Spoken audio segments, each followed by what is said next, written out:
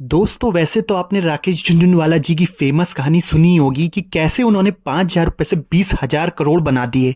लेकिन आज मैं आपको जो कहानी सुनाने जा रहा हूं वो एक ऐसे आदमी की है जिन्होंने सिर्फ 10,000 रुपये लगा के 1,500 करोड़ से भी ज़्यादा बना दिए। तो इस वीडियो में हम जानेंगे कि कैसे 10,000 से 1,500 करोड़ बन गए। लेकिन स्टोरी सुनने से पहले ये जानना जरूरी है कि शेयर मार्केट जितनी तेजी से हमारे पैसे को डबल ट्रिपल कर सकता है उतनी तेजी से हमारा पैसा बर्बाद भी कर सकता है, डुबा भी सकता है। इसलिए जहां भी आप इन्वेस्ट करें बहुत ही सोच समझकर इन्वेस्ट करें। दोस्तों हमारी स्टोरी के मेन कैरेक्टर है मोहम्मद अनवर। इनका जन्म महाराष्ट्र के एक गांव अमलनेर में हुआ। ये टोटल 4 भाई थे और 4 भाई मिलकर पिता के खेत में काम करते थे। लेकिन 1980 में इनके पिता की अचानक मौत हो गई, जिसके बाद चारों भाई ने डिसाइड किया कि ये जमीन बेच देंगे और जो भी पैसा आएगा उसे चारों में बराबर बांट लेंगे। उसके बाद वो जमीन 80,000 में बिक गई और 20,000 हर भाई के हिस्से में आ गए। मोहम्मद अनवर की फैमिली में 2 बच्चे भी थे और उनकी एज इस समय 27 ईयर्स की थी। अब मोहम्मद अनवर के सामने ये दिक्कत थी कि 20,000 कहाँ इन्वेस्ट किए जाएं। तो एक दिन चाय की दुकान पे उनकी मुलाकात एक शेयर ब्रोकर सतीश शाह से होती है, जो मुंबई से उनके गांव में आया हुआ था कुछ लोगों से विप्रो कंपनी के शेयर खरीदने के लिए। अब आप सोच रहे होंगे कि उस गांव में किसके पास ही विप्रो का शेयर रहा होगा। आपको बता दें कि 1947 में अजीम प्रेमजी के पिता मोहम्मद हुसैन हसन प्रेमजी ने अनवर के गांव अमलनेर में घी और वनस्पति बनाने के लिए एक नया प्लांट लगाया था। वही कंपनी आज विप्रो के नाम से जानी जाती है। पहले इसका नाम western India vegetable products limited था और ये कंपनी अनवर अहमद के इन्वेस्ट करने से 1 साल पहले ही स्टॉक एक्सचेंज में लिस्ट हुई थी। यही वजह थी कि वो स्टॉक ब्रोकर सतीश शाह अमलनेर आया, जहां उसकी मुलाकात मोहम्मद अनवर से हुई और वो किसी ऐसे इन्वेस्टर की तलाश में था जिसने विप्रो में इन्वेस्ट किया हो।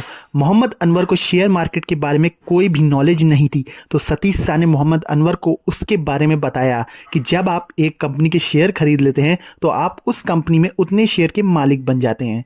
फिर मोहम्मद अनवर ने सतीश शाह की मदद की गाँव वालों से शेयर खरीदने में और लास्ट में मोहम्मद अनवर ने अपने लिए भी 100 शेयर 100 रुपए के प्राइस पर खरीद लिए। तो टोटल 10,000 रुपीज के शेयर मोहम्मद अनवर ने अपने लिए खरीद लिए विप्रो कंपनी के। तो अब आप इस वीडियो को और ध्यान से देखिए, क्योंकि अब आपको पता चलेगा कि कैसे 10,000 रुपये 1,400 करोड़ से भी ज़्यादा बन गए। तो जैसा कि मैंने बताया कि 1980 में उनके पास 100 शेयर थे, तो कंपनी ने 1981 में बोनस डिक्लेयर किया 1:1 का, तो उनके पास 200 शेयर हो गए।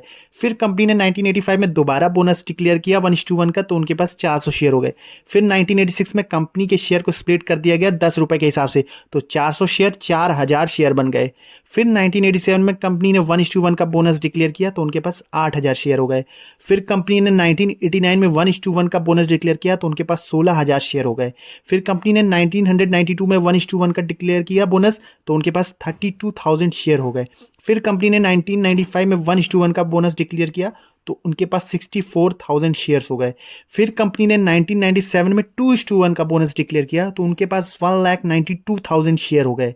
फिर कंपनी ने 1999 में 2 रुपीस के हिसाब से शेयर को स्प्लिट कर दिया, तो उनके पास 9,60,000 शेयर हो गए। फिर कंपनी ने 2004 में 2:1 का बोनस डिक्लेयर किया, तो उनके पास 28,80,000 शेयर हो गए। फिर कंपनी ने 2005 में 1:1 का बोनस डिक्लेयर किया, तो उनके पास 57,60,000 शेयर हो गए। फिर कंपनी ने 2010 में 2:3 का बोनस डिक्लेयर किया, तो उनके पास 96 लाख शेयर्स हो गए। फिर कंपनी ने 2017 में 1:1 का बोनस डिक्लेयर किया, तो उनके पास 1,92,00,000 शेयर्स हो गए। फिर कंपनी ने 2019 में 1:3 का बोनस डिक्लेयर किया, तो उनके पास टोटल 2,56,00,000 शेयर हो गए। और आज की डेट में विप्रो की मार्केट प्राइस है 587 रुपीज़।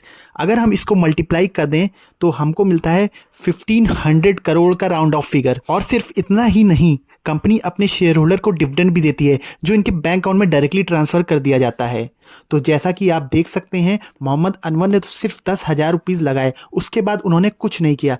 जो किया कंपनी ने किया, कई बार बोनस शेयर दिए और कई बार शेयर को स्प्लिट कर दिया। और दोस्तों इसी को कहते हैं power of long term investing. और हाँ, कमेंट में ज़रूर बताएं क्या आपने ऐसे किसी शेयर में पैसे लगा के छोड़े हैं।